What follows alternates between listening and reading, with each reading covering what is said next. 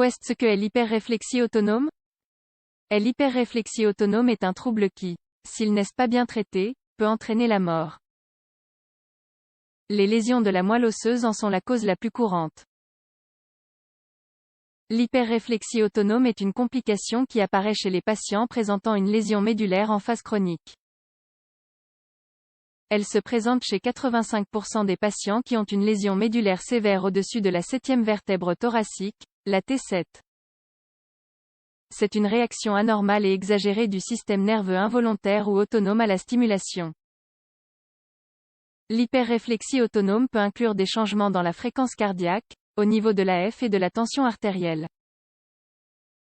Qu'est-ce que l'hyperréflexie autonome? Comme nous l'avons mentionné au début de l'article, la cause la plus fréquente de cette maladie est la lésion de la moelle épinière. Un patient qui en souffre a une réponse excessive au type de stimulation qui ne perturbe pas une personne saine.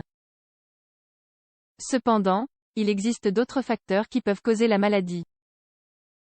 Par exemple, le syndrome de Guillain-Barré, dans le cadre duquel le système immunitaire de notre organisme attaque, d'une manière erronée, une partie du système nerveux.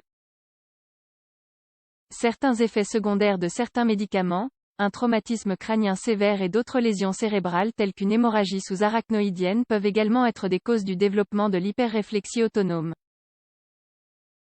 De même que la consommation de substances stimulantes illicites telles que la cocaïne et les amphétamines. Symptômes de l'hyperréflexie autonome. Dans la partie du corps victime de la lésion de la moelle épinière, la peau devient tout pâle et des contractions musculaires involontaires se produisent. Cependant, dans les régions situées au-dessus de la lésion, on peut observer une rougeur, une transpiration importante et une dilatation de la pupille, ou mydriase.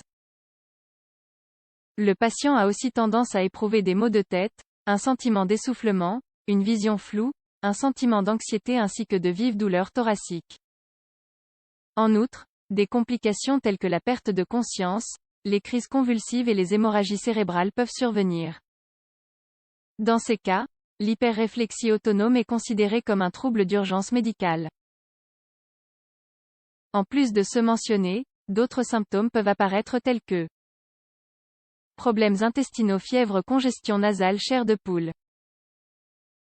Malgré les nombreux symptômes décrits, il y a des situations dans lesquelles cette maladie ne présente pas de symptômes, et ce même quand a lieu une augmentation dangereuse de la pression artérielle. Comment pouvons-nous l'empêcher? Pour éviter cette situation, le recours à des médicaments est fortement déconseillé. En effet, ils peuvent causer ou aggraver les effets néfastes. Les personnes qui ont une lésion de la moelle osseuse doivent suivre une série de conseils afin de prévenir l'hyperréflexie autonome le plus efficacement possible. Tout d'abord, elles doivent empêcher le remplissage de la vessie, il est donc conseillé d'uriner fréquemment. D'autre part, elles devraient également prêter une attention particulière à faire en sorte de garder la douleur sous contrôle.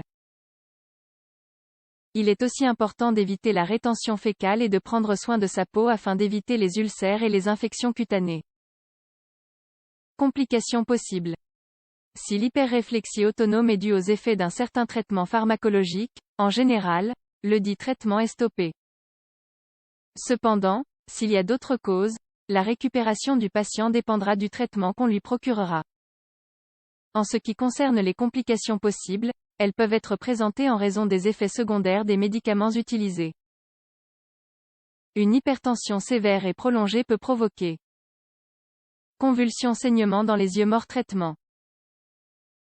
Cette maladie menace la vie. Il est donc primordial d'identifier et de traiter le problème rapidement.